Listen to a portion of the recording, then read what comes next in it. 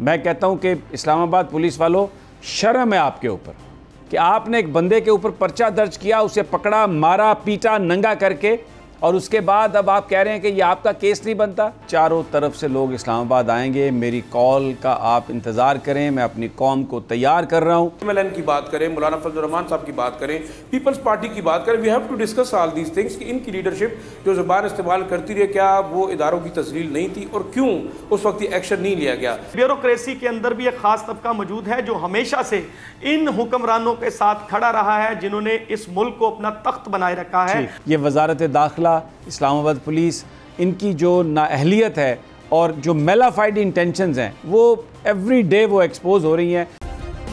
Subscribe करें और bell दबाएं ताकि कोई खबर रह न जाए।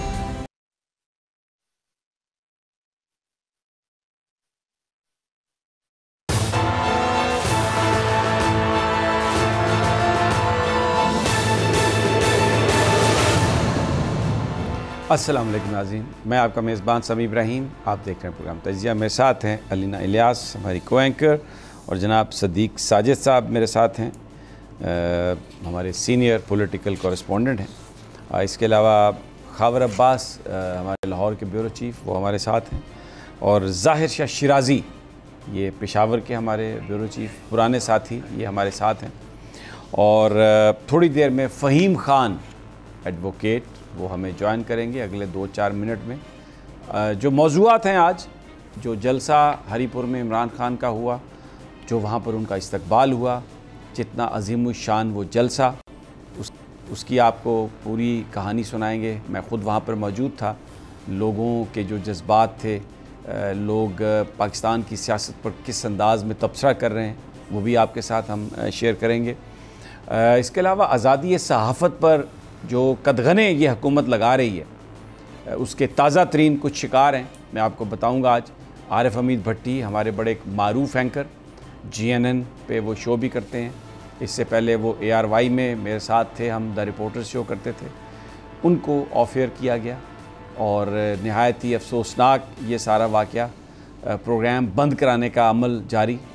जमील फ़ारूकी, उनको पुलिस ने पकड़ा और आज मजिस्ट्रेट के सामने पेश कर दिया, रिमांड कर लिया कि जी तहकीकात करनी है हमने, और आज ये आके कहा कि जी हमारा तो ये मामला नहीं है, ये FIA का मामला है, तो इनको हम FIA के सुपुर्द करना चाहते हैं। मैं कहता हूँ कि इस्लामाबाद पुलिस वालों, शर्म है आपके ऊपर कि आपने एक बंदे के ऊपर पर्चा दर्ज किया, उसे पकड़ा, मारा, पीटा, नंगा करके, और उसके बाद अब आप कह रहे हैं कि ये आपका केस नहीं बनता और आप उसे ARY उसके FIA के हवाले करना चाहते हैं। जज साहब ने, जो आज जज साहब थे, उन्होंने कहा कि मैं ऐसा नहीं करूँगा, दलाइल सुने, उसके बाद उन्होंने वापस भेज दिया। वैसे तो ये होना चाहिए था कानून के मुताबिक, जो मैं as a student of law जो समझता हूँ, कि जब पुलिस ने ये कहा कि हमने तहकीकात पूरी कर ली है और ये हमारे, इसको अब हमें इसकी ज़रूरत नहीं, इसको FIA के हवाले करें, तो जज साहब को उसकी ज़मानत दे देनी चाहिए थी, जज साहब को उसको रिहा कर देना चाहिए था, लेकिन उन्होंने नहीं किया।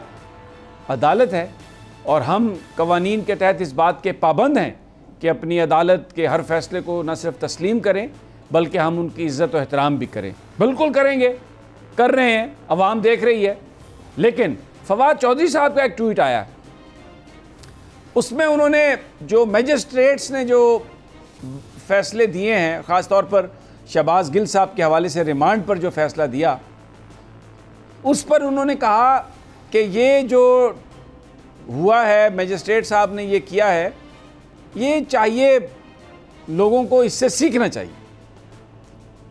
उन्होंने कहा कि जो लोअर जुडिशरी है, जो मजिस्ट्रेट्स हैं, जो ये फ़ैसला दे रहे हैं आइन और कानून के मुताबिक इतनी हिम्मत और हौसले से, इससे लोगों को सीखना चाहिए। बड़ी इम्पोर्टेंट ये उन्होंने बात कही। और आज जब अचानक जमील फ़ारूकी को पेश किया गया FIA की तरफ हवाले करने के लिए, तो वहाँ पर जो कुछ हुआ, वो फ़हीम साहब हमारे पास आ चुके हैं।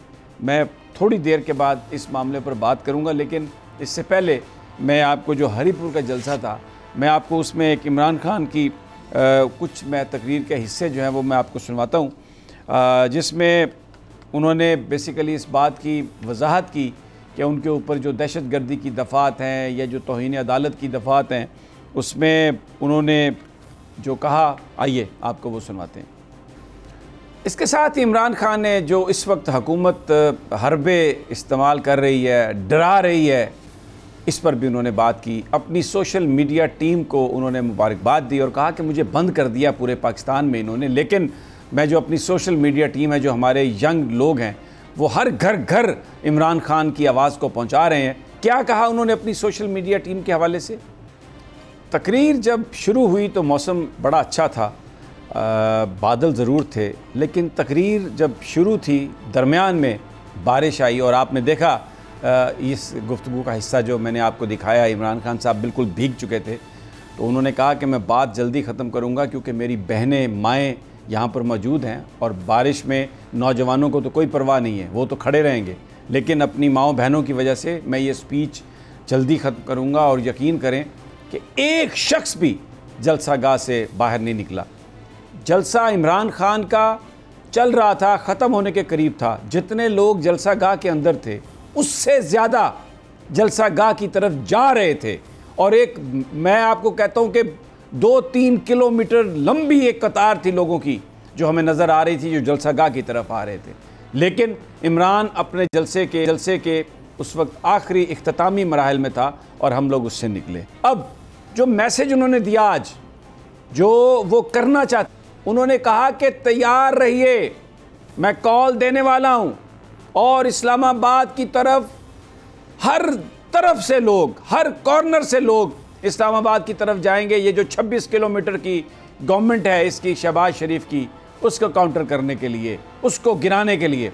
आइए, बहुत वाज़े अंदाज में इमरान खान ने ये आज बता दिया कि चारों तरफ से लोग इस्लामाबाद आएंगे, मेरी कॉल का आप इंतज़ार करें, मैं अपनी कौम को तैयार कर रहा हूँ और इसको ना फिर मौलाना फजल रहमान रोक सकते हैं, ना इसको जरदारी साहब रोक सकते हैं, ना इसको शहबाज शरीफ साहब रोक सकते हैं। बहुत बड़ा इज्तिमा, इतना बड़ा इज्तिमा कि वहाँ पर लोग हमें ये बता रहे थे कि शायद ये हरीपुर की तारीख़ का सबसे बड़ा इज्तिमा, और अपनी मदद आपके तहत लोग आए, कोई पार्टी ने ट्रांसपोर्ट नहीं दी और डिसिप्लिन में लोग जा रहे थे।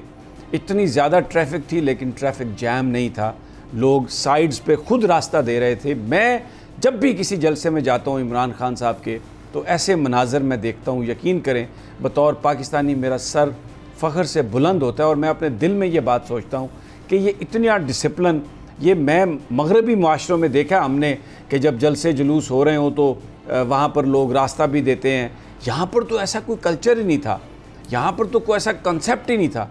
लेकिन सड़क खाली खड़ी है, इस साइड पे गाड़ियाँ खड़ी हैं, इस साइड पे, और दोनों तरफ से ट्रैफिक आ जा रही है और उसको लोग हैंडल कर रहे हैं।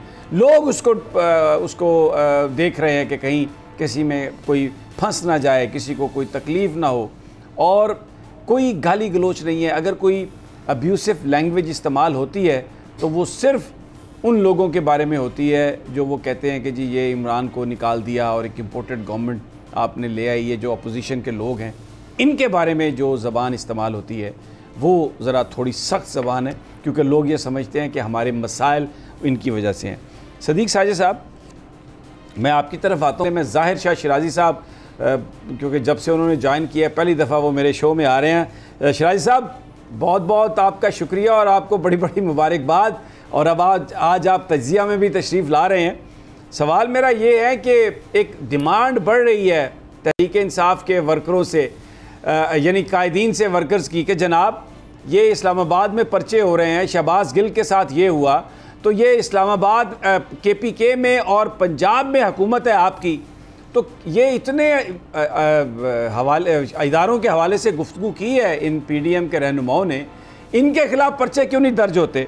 और ये काबीना ने भी, जो सूबाई काबीना है KPK की, उसने भी अप्रूव कर दिया। तो आप पेशावर में बैठे हैं, क्या वजह है अभी भी पर्चे दर्ज नहीं हो रहे हैं? अगर नहीं हो रहा है तो रुकावट क्या है?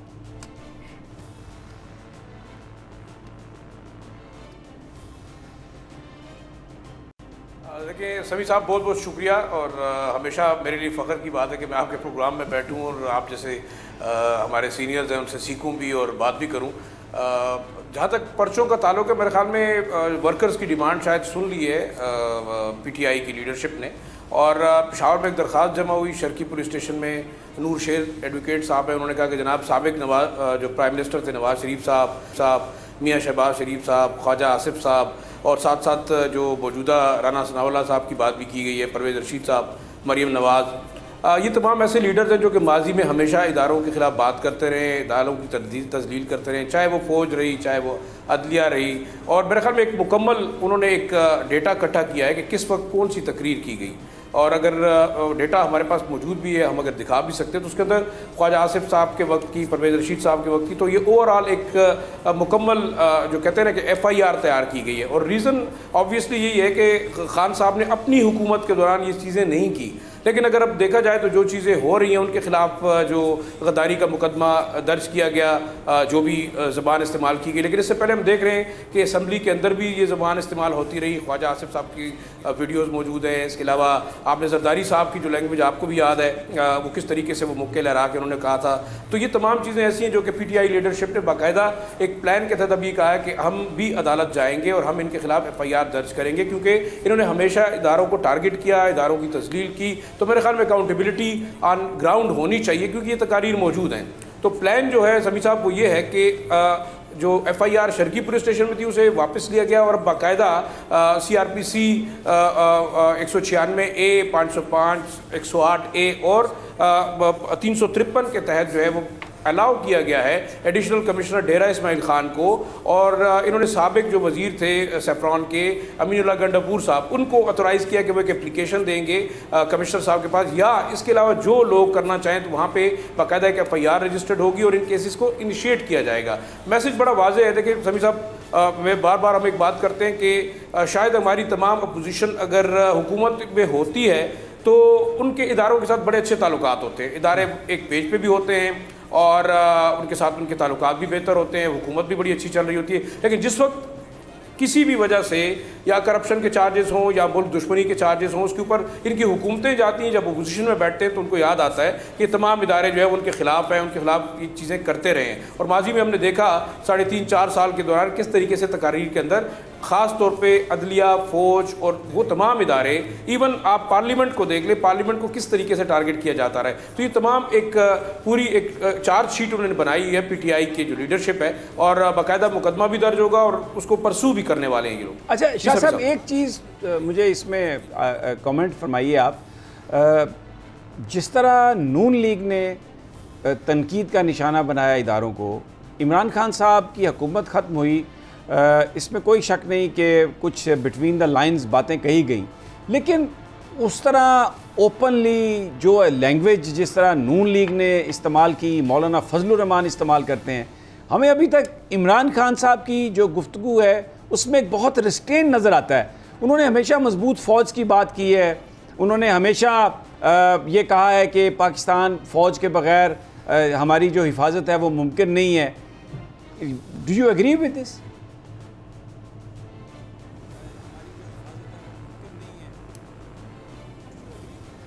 देखिए सभी साहब, आप देखें जो कुर्बानियाँ हैं फ़ौज की वो कम नहीं है, और जिस तरीके से एक दहशतगर्दी के ख़िलाफ़ जंग हमने जीती है इस ख़ित्ते के अंदर, वो एक दुनिया के सामने मिसाल है।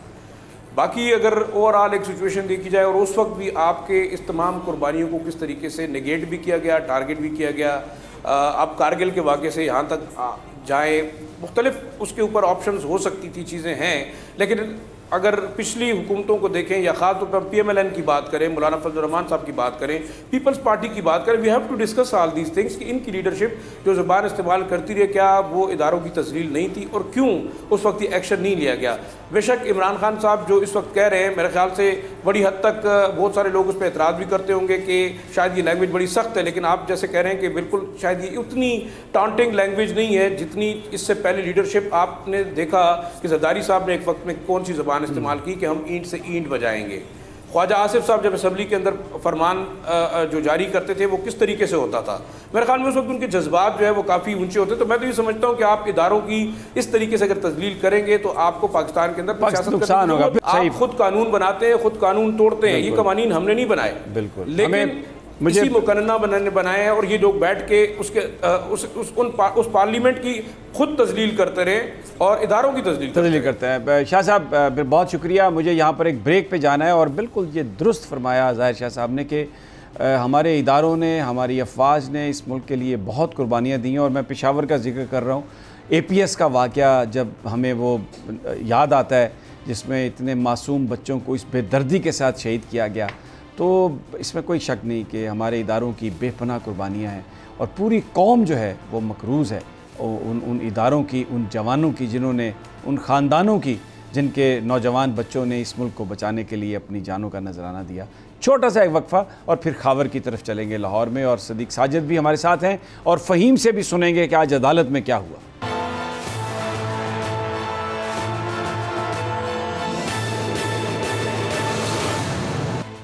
वेलकम बैक नाज़रीन। पाकिस्तान की सियासी सूरत हाल और इस वक्त PDM हुकूमत और तहरीक इंसाफ के बीच जो मुकाबला है उस पर हम बात कर रहे हैं। पर्चे दर्ज किए गए इमरान खान पर और उनके साथियों पर, दफ़ा 144 की खिलाफ वर्जी पर, दहशतगर्दी की दफ़ात भी लगाई गई।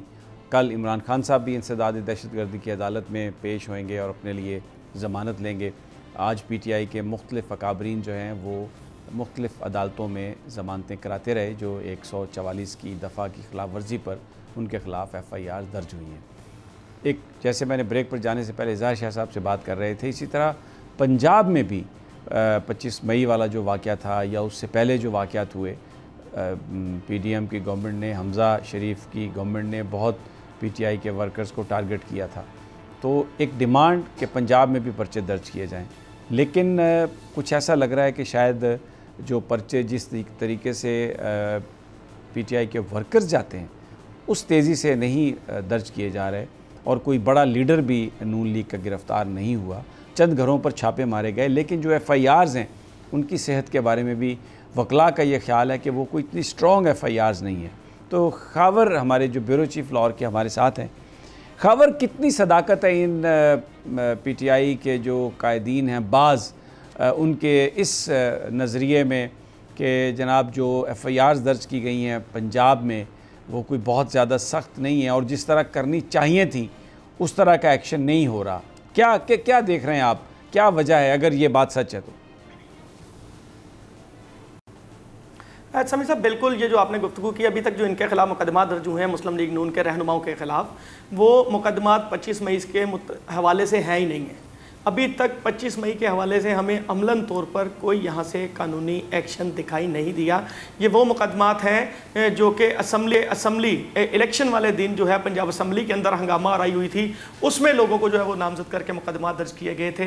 ये वो वाले मुकदमात हैं जिस पर जो है वो अपनी ज़मानतें ले चुके हैं। दूसरी जानिब बात रह जाती है 25 मई की, तो आज जो है वो तहरीक इंसाफ के सूबाई वज़ीर दाखिला से मेरी जब इस हवाले से बात हुई तो उनका कहना था कि हम जो है वो पुलिस के ख़िलाफ़ इंक्वायरी कर रहे हैं। तो मैंने उनसे बात की कि आपसे जो है आपके कारकुनान ने डिमांड की थी जो, और आपके कायदीन थे वो कह रहे थे कि मुकदमात दर्ज किए जाएंगे और ज़िम्मेदारान को गिरफ्तार किया जाएगा। तो उनका कहना ये था कि जो पुलिस ऑफिसर्स हैं अगर उनके खिलाफ मुकदमा दर्ज कर भी देते हैं तो वो चंद ही दिनों में उनको उनकी जो है वो ज़मानतें मिल जाएंगी। हम जो है उसकी बाकायदा तौर पर एक इंक्वायरी करवा रहे हैं और उनके खिलाफ डिसिप्लिनरी एक्शन होगा। 30 SHOs, उनका कहना था कि सब इंस्पेक्टर और इंस्पेक्टर 30 तकरीबन जो है वो हमने अपने उहदों से हटा दिए, उनके उहदों से हटा दिया गया है। 4 SPs को, 7 DSCs को, और एक अभी तक हमने जो एक्शन देखा है फैसलाबाद में एक सब इंस्पेक्टर थे, SHO थे, जिन्होंने तहरीक इंसाफ की कारकुन पर बाकायदा पिस्तौल तान दिया था,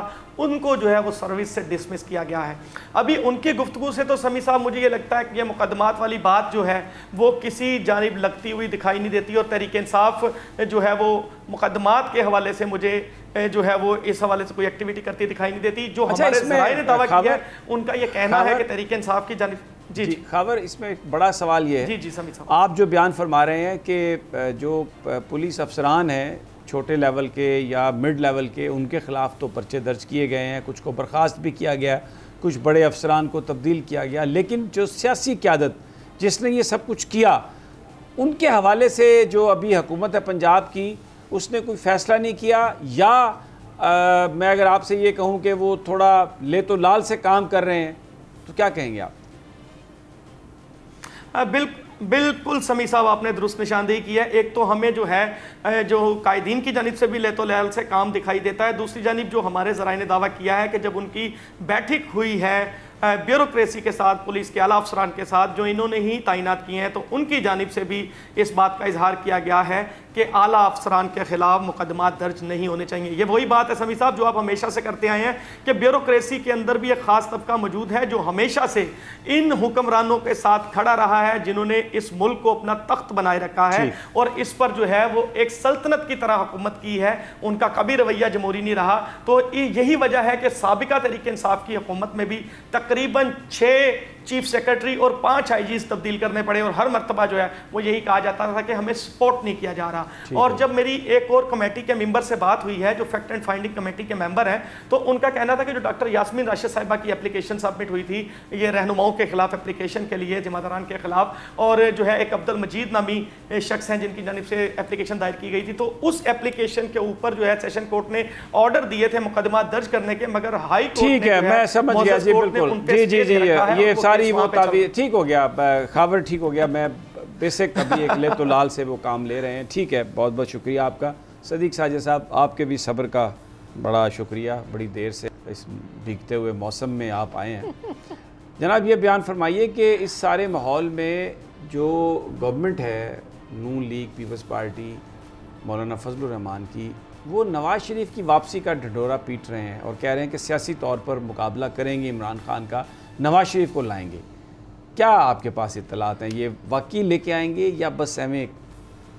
नहीं, ये तो आना पड़ेगा जी, लेकर आएँ या ना लेकर आए। अगर नहीं आते नवाज शरीफ साहब, इसका फ़ैसला तो उन्होंने वैसे खुद ही करना है, तो फिर ज़ाहिर है नून लीग की जो सियासत है बुरे तरीके से ख़त्म हो जाएगी। जो हाल हुआ अभी भी कराची में देख लें, सारी 11-12 जमातें मिलकर भी उतने वोट नहीं ले सकें जितने वो पीटीआई के जो उम्मीदवार थे महमूद मौलवी साहब उन्होंने ले लिए। हालांकि 10 से 11% टोटल जो है वो वोट पड़ा और सारे कहते थे जी MQM का गढ़ है या पीपल्स पार्टी का गढ़ है कराची, लेकिन आपने वहाँ पे देख लिया कि जो नतीजा जो है आपके सामने आया। पंजाब की सूरत हाल हम पहले देख चुके हैं। अब इमरान खान के ऊपर भी वो सारी की सारी चीज़ें ख़त्म हो गई, अब वो भी 9 हलकों से इलेक्शन लड़ रहे हैं। नून लीग के अंदर यही लड़ाई जो है वो एक जारी है। आपने देखा कि जब ये कीमतें बढ़ी थी तो एक ट्वीट किया था मरियम नवाज साहबा ने, पेट्रोल की कीमतें बढ़ी, उसके बाद वो खामोश हो गई। 15 तारीख के बाद वो बोली नहीं, वो कल बोली जाकर दोबारा, वो जब ये जो थोड़ा सा रिलीफ दिया फ्यूल एडजस्टमेंट वाला, तो वहाँ के ऊपर, क्योंकि नून लीग के अंदर इस मामले के ऊपर इख्तलाफ राय मौजूद है। मियाँ साहब, बड़े मियाँ साहब ने भी जो है वो अपना थोड़ा सा मूड ऑफ कर लिया, इसहाक डार साहब भी बड़े हुए कि जनाब इससे हमें नुकसान हो रहा है। एक यहाँ पर एक सवाल करूँगा आपसे। FIA ने अपनी इंक्वायरी में ये बताया कि PTI बतौर जमात शहदा के हवाले से जो कैंपेन चलाई गई सोशल मीडिया में, बतौर जमात मुलव्वस नहीं है। आला क़यादत ने कोई हदायत नहीं दी थी, कुछ इंडिविजुअल का एक्ट है। बहुत बड़ा रिलीफ है। नून लीग की क़यादत तो ये नहीं चाह रही होगी FIA ऐसी रिपोर्ट। देखिए, ये ज़ाहिर आपको पता है कि 6 रुकनी कमेटी जो थी वो बनी थी, इसमें तमाम जो अहम तहकीकाती इदारे हैं वो इसमें मौजूद थे। तो उन्होंने ज़ाहिर जो आपने पिछले दिनों देखा होगा, कुछ लोगों के इनफरादी तौर पे इंटरव्यूज़ भी आए जिसमें उन्होंने ये तो लाजमी कहा कि उनका फ़लाँ जमात से जो है वो ताल्लुक़ है, लेकिन बतौर ये नहीं कहा कि वो एज ए जमात उनको कोई इंस्ट्रक्शन या हदायत जो थी वो जारी की गई थी। अभी ये इनिशियल रिपोर्ट है, इसके ऊपर बाकायदा जब ज़ाहिर मुकम्मल जब ये तहकीकात होंगे उसके बाद इस सूरत हाल सामने आएगी। लेकिन बात यह है कि जो आप पहले भी बात कर रहे हैं कि इदारे तो हमारे अपने हैं। इमरान खान ने खुद भी कहा कि तनकीद करें, मुस्बत तनकीद करें, अच्छी बात है, राय देनी चाहिए हर बंदे को, लेकिन वो एक दायरा कार के अंदर होनी चाहिए।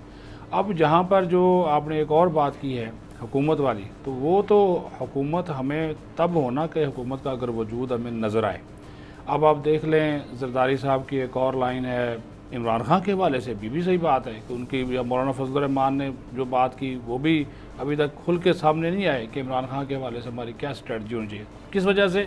कि खौफ है, इमरान खान का ये खौफ है कि पता नहीं ये जो जिस तरह के आज भी आप जो हरीपुर का जलसा दिखा रहे थे और बता रहे थे, तो वो तो सारी चीज़ें जो है वो इनको अब एक ही जो है वो कोशिश कर रहे हैं कि एक ही चीज़ को जो है वो बेहतर कर सके, वो है आपकी इकानमी, और उसके लिए हम मांग रहे हैं जी, सीधी सी बात है, जगह जगह जाकर मांग रहे हैं। आज भी उन्होंने कहा जी $3 अरब की वो इन्वेस्टमेंट की उन्होंने यकीन दहानी करवाई है।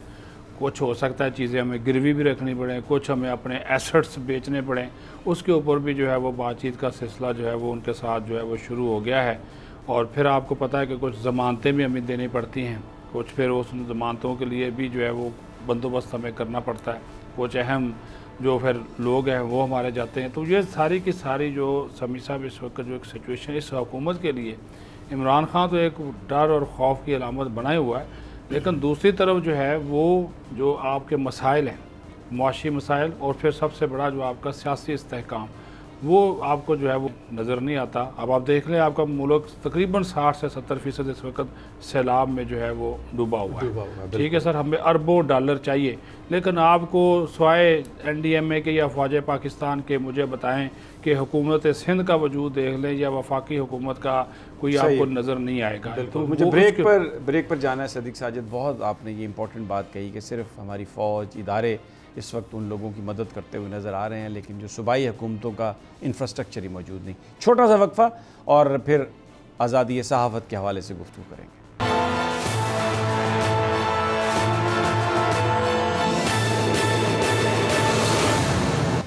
वेलकम बैक नाजरीन। सहाफ़ियों पर पाबंदियाँ जो हैं वो दिन ब दिन बढ़ती जा रही हैं। आरिफ हमीद भट्टी साहब को ऑफ एयर कर दिया गया और बहुत ही एक बड़ी ये अफसोसनाक ख़बर है। आज जमील फ़ारूकी साहब को भी अचानक एक अदालत में पेश कर दिया गया और FIA के हवाले करने की कोशिश की गई। फ़हीम खान साहब वहाँ पर मौजूद थे, नौजवान वकील हैं, और इनसे पूछते हैं कि अदालत में इन्होंने क्या देखा। फ़हीम, क्या देखा आपने अदालत में? वक्त ज़रा कम है हमारे पास। अस्सलाम वालेकुम, मैं फ़हीम खान। सर, आज मैं F8 में था, judicial magistrate mister Nadeem Azhar साहब की कोर्ट में। सर, मैं वहाँ पे अचानक देख रहा हूँ कि जमील फ़ारूकी साहब को कुछ वकला भी वहाँ पे खड़े थे, वहाँ पे शहबाज गिल की भी पेशी थी। सर, अचानक लेके आते हैं, काफ़ी सारे पुलिस वाले लेके आके जनाब मैजिस्ट्रेट के सामने पेश कर देते हैं। चूँकि मैजिस्ट्रेट साहब ने ऑलरेडी 2 दिन का रिमांड दिया था, अभी 1 दिन रिमांड पूरा हुआ था। मैं परेशान हो गया कि आज क्यों लेके आए, क्योंकि 2 दिन बाद उसकी पेशी थी। लेकिन पुलिस ने की क्या कार्रवाई थी, पुलिस ने जो FIR दी थी वो FIR सारे बेल एबल ऑफेंस की थी। बेल एबल ऑफेंस की वजह से उन्होंने कहा कि ये तो बेल हो जाएगी, इसकी जान छूट जाएगी। पुलिस ने एक नई बात उसमें शामिल की है और वो ये थी कि पीका का एक सेक्शन 21 ऐड किया उसमें। सर ना, उसमें इस तरह के वो जो पीका का सेक्शन होता है उसमें ये है कि आप किसी की भी बिल्कुल वो हमें सब पता है पीका का। आप ये आप सेक्शन ना एक्सप्लेन करें, बताइए कि जज साहब ने क्या कहा। जज साहब ने कहा जी कि आप इनको क्यों लेके आए इस तरह, without information to lawyers of the accused, क्यों लेके आए। वहाँ पे मैं खड़ा था, मैंने कॉल की है सबको, लॉयर मुझे भी आप ही की कॉल आई, आप ही के जरिए मैंने भी आपको भी कॉल की है, मैंने आपकी वहाँ पे बात भी करवाई है थोड़ी सी। लेकिन उसके बाद सर ऐसे हुआ कि कोर्ट ने ये चीज़ कहा है कि ये 21 आप पढ़ के सुनाएं, जो कि IO इन्वेस्टिगेशन नहीं पढ़ के सुना सका। उसे पूछा कि 21 है क्या, नहीं बता सके। उसके बाद उन्होंने काफ़ी चहमगोइयाँ की आपस में, जो भी अफसरान पुलिस के थे उन्होंने करके जनाब उसमें बाहर से हो के आए हैं, सोच के आए। उन्होंने क्या किया, उन्होंने कहा जी हम ये एप्लीकेशन विड्रॉ करते हैं। जब इनकी नहीं चली वहाँ पे किसी किस्म की, इन्होंने अपनी एप्लीकेशन विड्रॉ की। इस विड्रॉन के ऊपर जज ने एप्लीकेशन जो है वो डिसमिस कर दी और उस वक़्त पेश किया जब कोर्ट टाइमिंग ख़त्म होने वाली थी। 5 मिनट पहले कोर्ट टाइम के पेश किया उसे। हालांकि बनता ये था कि 12-1 बजे दोपहर को किसी टाइम भी पेश कर सकते थे, आखिरी टाइम क्यों, ठीक है। उसके बाद सर कोर्ट ने उन्हें बारहा ये भी कहा है कि आपने ये गलत किया और अपने ऑर्डर शीट में भी मेंशन किया है कि ये जो आपने किया है अचानक लेके आए, किसी को बताया नहीं है, इसके रिलेटिव को, ये आप लोगों का एक गलत एक्ट है और ये फंडामेंटल राइट है कि वो अपने लॉयर को इंगेज करे। आपको 2 दिन का रिमांड दिया गया था तो आप उसमें ये क्या करके लाए हैं इसमें, ठीक। बल्कि मैंने ये फील किया कि जज साहब भी ना शॉक हो गए उसे देख के कि मैंने 2 दिन का रिमांड दिया है तो ये आज क्यों ले आए हैं। शुक्रिया फ़हीम उस्मान आपका। नाज़रीन, ये देखें इस्लामाबाद पुलिस की हरकत, ये वजारत दाखिला की हरकत, इन्होंने किस तरीके से, इसी तरह इन्होंने जो जज साहब के हवाले से भी जो मूव किया, पैमरा के ज़रिए जो इन्होंने अनाउंस करवाया कि उसकी तकरीर पे पाबंदी, उसकी लाइव कवरेज पे पाबंदी, ये वजारत दाखिला, इस्लामाबाद पुलिस, इनकी जो नाअहलियत है और जो मेलाफाइड इंटेंशंस हैं वो एवरी डे वो एक्सपोज हो रही हैं। और आपने अभी फ़हीम उस्मान को सुना कि जज साहब भी शौक में आ गए कि आप अब एक नया सेक्शन लगा के आए हैं कि जनाब इनको FIA के हवाले कर दें, और वो डिसमिस हुई एप्लीकेशन इसलिए कि पुलिस को वो विड्रॉ करना पड़ी। इजाज़त दीजिए, कल फिर इंशाल्लाह मुलाकात होगी आपसे। अल्लाह निगहबान।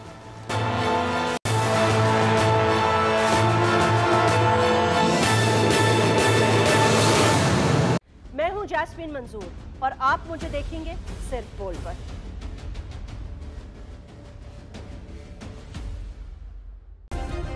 सब्सक्राइब करें और बेल दबाएं ताकि कोई खबर रह न जाए।